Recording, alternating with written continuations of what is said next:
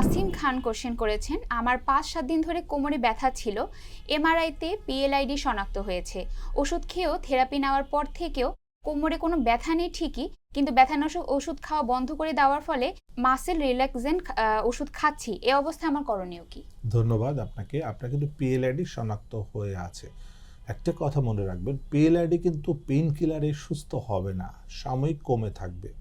ওষুধ বদ্ধ করলে হয়তো 1 মাস 2 মাস 3 মাসের মধ্যে আবার এটা বড় আকার ধারণ করবে। সো এখনই আপনাকে এটাকে রিহ্যাবিলিটেশন করতে হবে। মানে ওই যে পিএলআইডি মানে ডিসপলাস, ফেটে জেল বের হয়ে গিয়েছে। টিউব যদি লিকেজ থাকে, আপনি হাঁটাচলা করলে যখন একটু লোড বেশি পড়বে তখনই আবার লিকেজটা বড় হয়ে যাবে, ব্যথা বেড়ে যাবে, ব্যথা কোমর থেকে পায়ে চলে যেতে পারে, পা ঝিঝি করবে, পা ভারী ভারী হবে। অনেকে আছে যারা কোমর ব্যথায় অনেকদিন ধরে ভুগছে, তারা দেখবেন যে তাদের পা ভারী হয়ে যাচ্ছে। যদি দেখেন যে পা ঝিঝি করছে বা ভারী হয়ে যাচ্ছে বা নামনেস, বুঝবেন যে জেলটা অনেক বেশি বের হয়ে গিয়েছে এবং সে নার্ভ থেকে বাদ দিয়ে এখন কর্ডে আঘাত করেছে, যার ফলে এই সমস্যাগুলো আপনি দেখতে পাচ্ছেন। সো এখন যেটা আমি আপনাকে বলবো, যেহেতু ব্যথা কমে গিয়েছে, এখন আপনাকে অবশ্যই রিহ্যাবিলিটেশন ফিজিওথেরাপি করতে হবে।